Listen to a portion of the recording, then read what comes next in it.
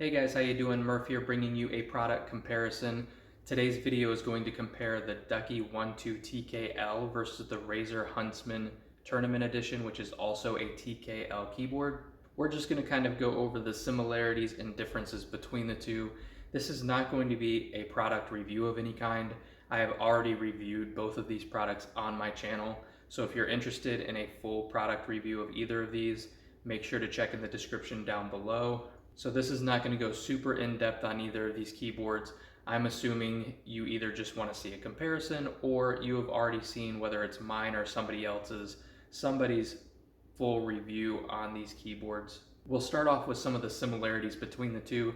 Obviously, their size. These are both 10 keyless keyboards, so they are both very, very similar in size and layout. The price is also another similarity. These keyboards actually fall within $5 of each other. The Ducky 1.2 TKL retails in the US for $125 versus the Razer Huntsman Tournament Edition retails in the US for $130. So there is a $5 premium for that Razer, but essentially they're the same price. Both of these keyboards have really, really nice RGB LEDs. You can see they're both very bright and vibrant. I've got both of these set up on their respective wave functions just to kind of evenly compare them as closely as possible. One cool thing, if you didn't see the TKL review for the Ducky that I did, this is the first Ducky that I've reviewed that has a software option to control the LEDs, which is great. So another similarity between these two is that both of these, between Ducky's software and of course the Razer Synapse and Razer Chroma software, both of these have software options to control the brightness and the color options of these keyboards. Both of these are connected to the PC via USB-C cables. Both cables are really nice and high quality, and both came packaged very, very well.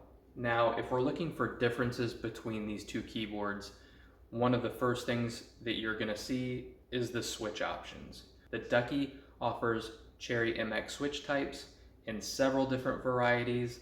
The Razer Huntsman doesn't come in quite as high of a selection of switches, and they do use Razer's optical switches. So just depending on which kind of switch type you want to try there is going to be a big determining factor of which of these keyboards that you buy. Another difference that I'd like to note is that while both of these do have software options to change the colors and color options, the Ducky's is very, very basic. This is one of the few Ducky's that uses the software. I hope they bring that software option to more of their keyboards, but you can definitely tell it's kind of in its early stages. You can do pretty much everything you need to do on there, but it is very basic and bare bones, whereas the Razer Synapse and Razer Chroma software, as most of you already know, is very robust. There are tons of colors and color options on there, and you can also map each of the keys to different functions. There are just tons of options for each individual key on that keyboard. So if you're looking for something that you can customize a little bit better and easier, maybe that would push you towards the Razer. Also, another thing here is the size difference. While both of these are TKLs, they do offer just a slight size variation. The Razer is actually going to be just slightly wider than the Ducky. It's going to be roughly 1/4 of an inch wider, but it's almost 1/2 an inch shorter. So overall profile and as far as how much desk real estate it's going to take up, both of these are very, very evenly compared, but the Razer is going to take up just a tiny bit less desk space. So if that's something that's important to you, make note of that as well. The only other difference that I can think of between these two that really stand out to me is going to be maybe something along the lines of value per se. The Razer, while it does have better software and it does have that aluminum backplate, that's pretty much all you get. Whereas the Ducky, obviously they pay a big attention to detail to their design, from their cool space bars that they offer, but also they come with randomized colored keycaps. This one here came with blue, as you can see on the enter key there, but as a nice touch, they also come with multiple blue keycaps or whatever color they send you.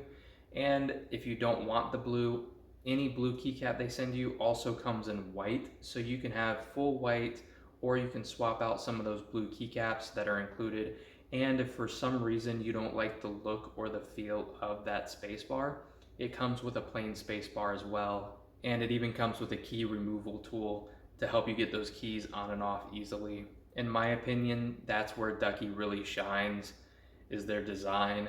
I love their keyboards with their keycaps and their space bar, whereas the Razer typically is a little bit more subdued and conservative in their design, but that probably appeals to a wider selection of people as well. So again, that's just one of those things to consider when you're trying to figure out which of these keyboards you'd like to buy.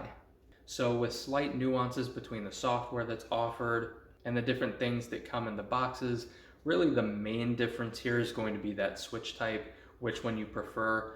I typically prefer Cherry MX switches, which would probably drive me towards the Ducky, but if you love Razer switches, definitely get the Razer. Their linear optical switches are very, very good. And this is one of those cases where you don't really have to choose which one is cheaper, or we don't have to talk about, well, one is $20 cheaper than the other. There's only a $5 difference. So realistically, if you're looking for a premium TKL keyboard and you're looking for something maybe in that $90 to $150 range, both of these are going to be viable options. Figure out which one looks best to you and which typing experience you want on either of those switches, and you're going to be good to go. So that pretty much wraps up this video. If you guys found this video useful or helpful at all, make sure to give it a thumbs up. Also, if you guys have any questions or comments about these products or the comparison in general, drop them in the comment section down below. I'll make sure to get to as many of them as possible. YouTube, we'll catch you later.